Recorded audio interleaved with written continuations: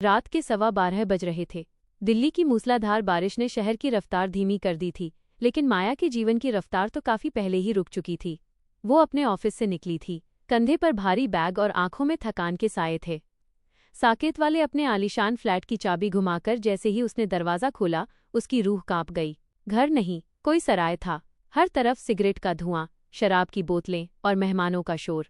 उसके living room की महंगी कालीन पर पान की पीक और नमकीन के टुकड़े पड़े थे।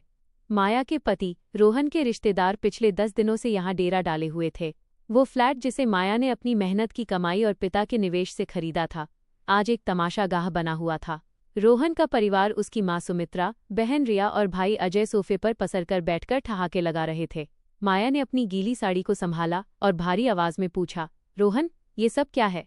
मैंने कहा था कि आज मुझे जरूरी फाइल्स का काम खत्म करना है, शांति चाहिए। रोहन, जो सोफे पर नशे में धुत था, धीरे से खड़ा हुआ। उसकी आंखों में माया के लिए सम्मान नहीं, बल्कि एक अजीब सी नफरत थी। उसने एक जोरदार ठहाका लगाया। शांति? क्या तुमने सुना माँ? ये कह रही है कि इसे शांति चाहिए। ये घर नहीं, इसका दफ्तर है। सुमित्रा देवी ने तीखी नजरों से देखते हुए कहा, बहू, शादी के बाद घर सबका होता है। तू तो ऐसी बात कर रही है जैसे हम तेरे मेहमान हैं।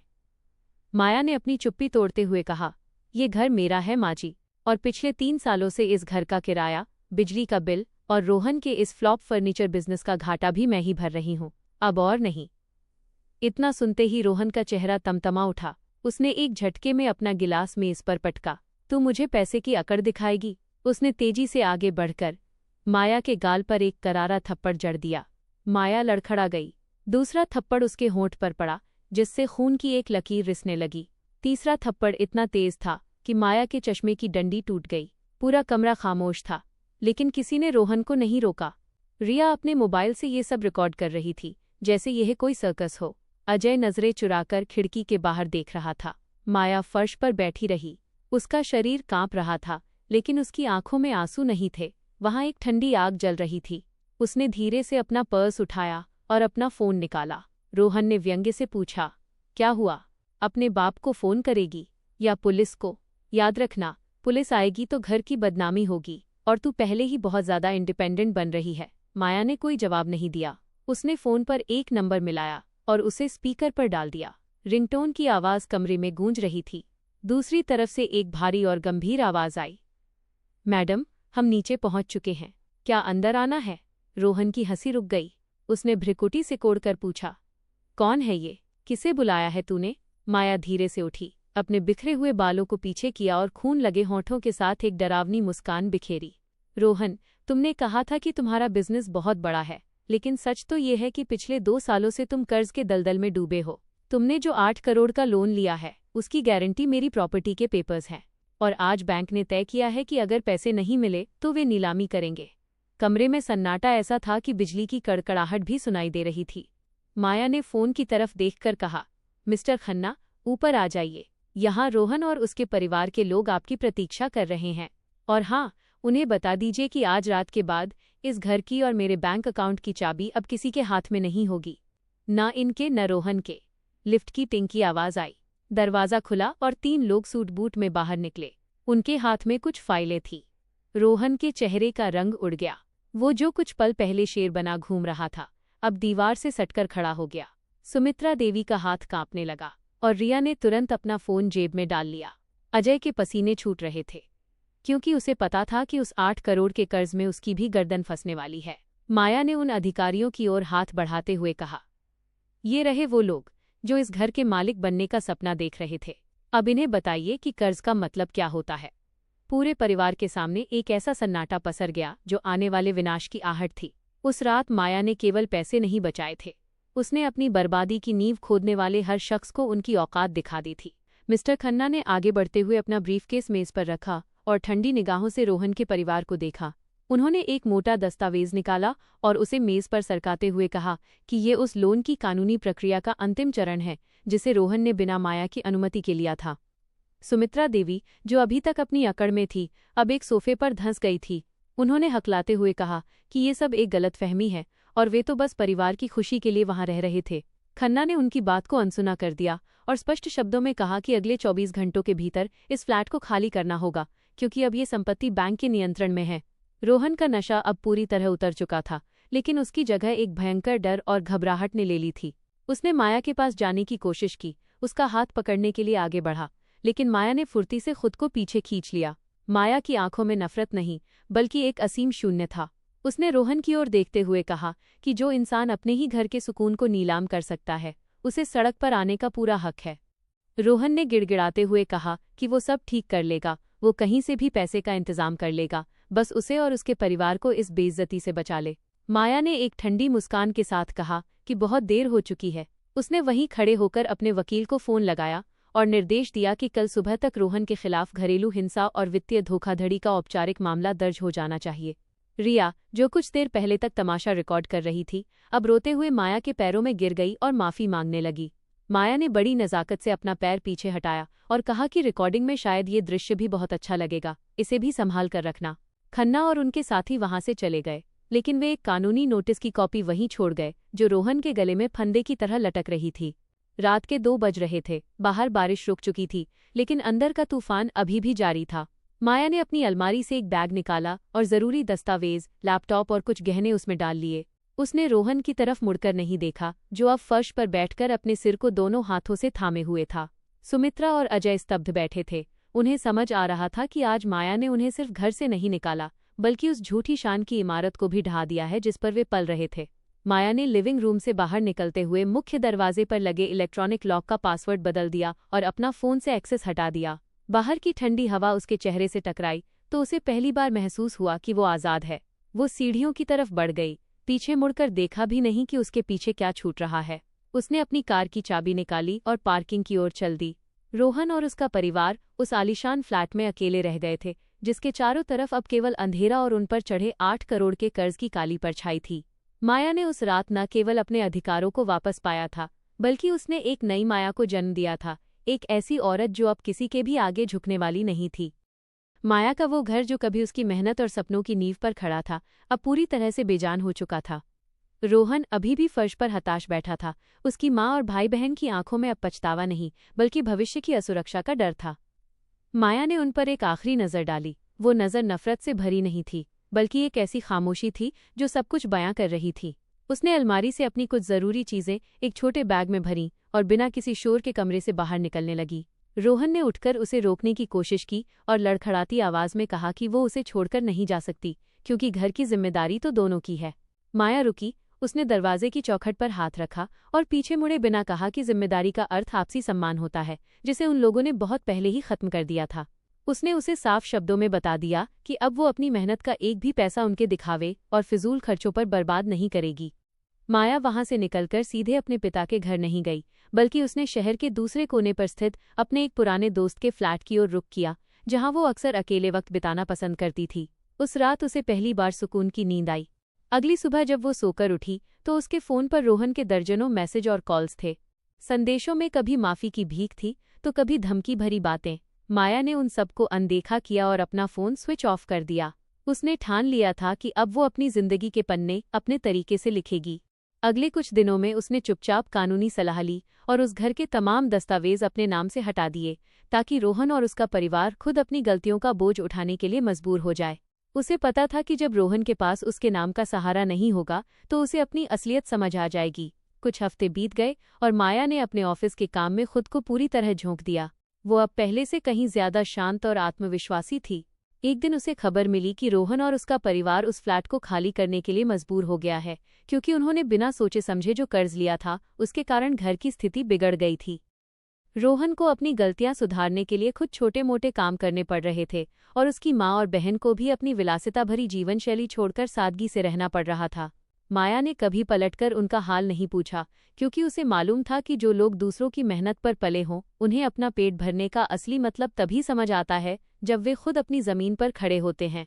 समय के साथ माया ने खुद को भावनात्मक रूप से भी इतना मजबूत कर लिया कि पुरानी बातें केवल एक धुंधली याद बनकर रह गईं। उसने न तो कभी रोहन को माफ किया और न ही उसे अपने जीवन में दोबारा लौटने का कोई मौका दिया।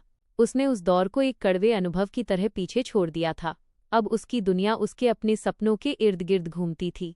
उसने अपनी बचत से एक छोटी सी शुरुआत की और धीरे धीरे अपने करियर में और भी ऊंचाइयां हासिल कीं। वो अक्सर शाम को बालकनी में बैठकर चाय पीते हुए सोचती थी कि किस तरह एक छोटी सी ना कहने की हिम्मत ने उसकी पूरी जिंदगी बदल दी। उसने ये साबित कर दिया था कि जब कोई इंसान अपनों के बीच रहकर भी उपेक्षित महसूस करे तो खुद के लिए स्टैंड लेना ही सबसे बड़ा प्रतिशोध और सबसे बड़ी मुक्ति है। वो अब किसी पर निर्भर नहीं थी और उसकी यही स्वतंत्रता ही उसकी सबसे बड़ी जीत थी। माया के जीवन में आए इस बदलाव ने उसे एक नई दृष्टि दी थी। वो अब अक्सर शाम को काम से लौटने के बाद किसी शोर शराबे वाली जगह के बजाय एक शांत पार्क की बेंच पर बैठती, जहां वो घंटों प्रकृति को देखती रहती। उसने खुद को पूरी तरह से काम और अपनी आत्मिक शांति में लीन कर लिया था। उसे ये समझ आ गया था कि जिंदगी का असली आनंद किसी दूसरे के भरोसे जीने में नहीं, बल्कि अपने द्वारा अर्जित किए गए स्वाभिमान में है। उसके दफ्तर के सहकर्मी भी उसके इस बदले हुए व्यक्तित्व को देखकर हैरान थे, क्योंकि जो माया पहले हर छोटी बात पर तनाव में रहती थी, वो अब किसी भी चुनौतीपूर्ण परिस्थिति में चट्टान की तरह अडिग रहती थी। इस बीच उसे कभी कभार उन लोगों के बारे में खबरें मिल जाती थीं जिनके साथ उसने 3 साल बिताए थे। पता चला कि रोहन का परिवार अब शहर के बाहरी इलाके में एक छोटे से किराए के मकान में रहने लगा है, जहां उन्हें अपनी बुनियादी ज़रूरतों को पूरा करने के लिए भी संघर्ष करना पड़ रहा है। रिया और अजय, जो कभी माया की कमाई पर ऐश किया करते थे, अब अपनी जिम्मेदारियों से भाग नहीं पा रहे थे। सुमित्रा देवी को भी अब अपने उस अहंकार की कीमत चुकानी पड़ रही थी जिसे उन्होंने माया के घर में रहते हुए हवा दी थी। माया के कानों तक जब ये बातें पहुंचतीं तो वो न तो खुश होती और न ही दुखी। उसके भीतर का गुस्सा पूरी तरह शांत हो चुका था। उसने उन लोगों के लिए अपने दिल में नफरत की कोई जगह नहीं रखी थी, क्योंकि नफरत करने के लिए भी उन्हें याद रखना जरूरी था, और माया ने उन्हें अपनी यादों से बहुत पहले ही मिटा दिया था। माया ने अपने करियर में भी नई ऊंचाइयों को छुआ। उसे एक बड़ी कंपनी में पदोन्नति मिली और उसकी मेहनत का फल उसे आर्थिक रूप से और भी स्वतंत्र बनाने लगा। वो अब किसी पर निर्भर नहीं थी और ये एहसास उसे एक अलग ही सुकून देता था। उसने अपने लिए एक छोटा, सुंदर और शांतिपूर्ण घर चुना, जहां केवल उसकी मर्जी का शासन था। उसके नए घर में कोई अनावश्यक मेहमानों का शोर नहीं था, कोई अपमान करने वाला नहीं था और कोई उसके सपनों की कीमत पर अपना घर नहीं बना रहा था। वो रात को जब सुकून से अपनी किताब खोलकर बैठती तो उसे पुरानी वो रात याद आती जब उसने अपना फ़ोन स्पीकर पर डालकर अपनी नई जिंदगी की नींव रखी थी। उसे अब एहसास हो चुका था कि उस रात उसने जो कदम उठाया था वो केवल उन लोगों को बाहर करने के लिए नहीं था, बल्कि खुद को उन बंधनों से मुक्त करने के लिए था जो उसकी रूह को घोंट रहे थे। उसने खुद को एक बेहतर इंसान के रूप में ढाला था। वो अब न केवल आर्थिक रूप से संपन्न थी, बल्कि भावनात्मक रूप से भी परिपक्व हो गई थी। उसने दूसरों के लिए दया के दरवाजे तो खुले रखे थे, लेकिन अपनी गरिमा के दरवाजे पर उसने एक मजबूत पहरा लगा दिया था। अब उसकी जिंदगी में किसी भी ऐसे व्यक्ति के लिए कोई स्थान नहीं था जो उसके सम्मान को चोट पहुंचा सके। माया की ये यात्रा एक ऐसी मिसाल बन गई थी जो सिखाती है कि जब कोई इंसान अपनी खामोशी को तोड़कर अपने आत्मसम्मान के लिए आवाज उठाता है तो पूरी कायनात उसका साथ देने लगती है। वो अब एक ऐसी महिला थी जो खुद अपनी रचयिता थी और जिसकी मुस्कुराहट में अब किसी और की मंजूरी की जरूरत नहीं थी। माया अपनी नई और स्वतंत्र दुनिया में पूरी तरह रम चुकी थी, लेकिन अतीत की परछाइयां इतनी आसानी से पीछा नहीं छोड़तीं। एक शाम जब वो ऑफिस से लौटकर अपने घर की लिफ्ट से बाहर निकली तो उसने देखा कि उसकी पुरानी सास सुमित्रा देवी दरवाजे के पास बैठी हुई थी। सुमित्रा के चेहरे पर न तो पहले जैसी अकड़ थी और न ही कोई अहंकार, बल्कि वहां एक बनावटी लाचारी थी। उसने माया को देखते ही रोना शुरू कर दिया और अपनी पुरानी चाल का इस्तेमाल करते हुए कहा कि रोहन अब उसे और घर की जिम्मेदारी को संभाल नहीं पा रहा है, इसलिए वह उसे अपने पास रखने के लिए भीख मांगने आई है। सुमित्रा ने उन लोगों को याद दिलाने की कोशिश की जो अक्सर बहुओं को ज्योति या घर की लक्ष्मी कहकर उन पर त्याग और बलिदान का बोझ डाल देते हैं, ये कहते हुए कि एक आदर्श बहू का फर्ज अपने पति और ससुराल वालों को कभी नहीं छोड़ना चाहिए। माया ने उन शब्दों को बहुत ध्यान से सुना जिन्हें समाज की कुरीतियों ने बहुओं को दबाने के लिए गढ़ा था।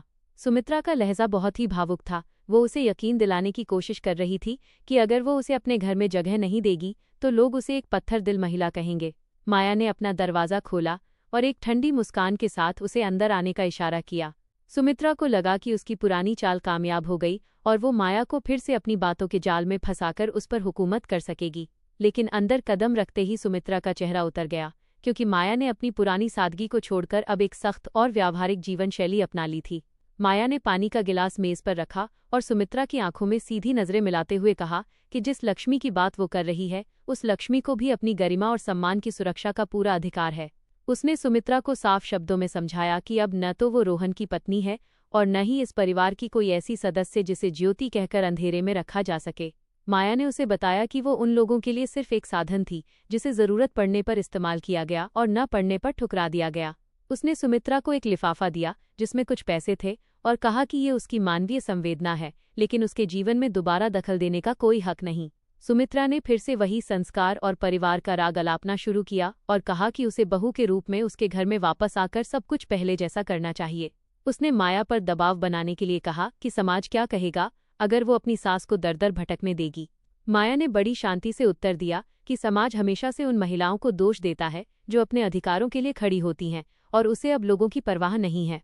उसने सुमित्रा से कहा कि अगर वो वाकई में अपने परिवार की भलाई चाहती है तो उसे रोहन को ये सिखाना चाहिए कि वो अपनी जिम्मेदारी खुद उठाए, न कि किसी स्त्री के बलिदान पर अपनी नींव खड़ी करे। माया ने उसे दरवाजा दिखाया और कहा कि अब उसका घर सिर्फ उसकी अपनी मेहनत और सुकून के लिए है, न कि किसी और की गलतियों को ढोने के लिए। सुमित्रा, जो अपनी वापसी की उम्मीदें लिए आई थी, माया के इस बदले हुए तेवर को देखकर अंदर से हिल गई। उसे समझ आ गया था कि अब वो माया को किसी भी भावनात्मक या सामाजिक दबाव में नहीं रख सकती।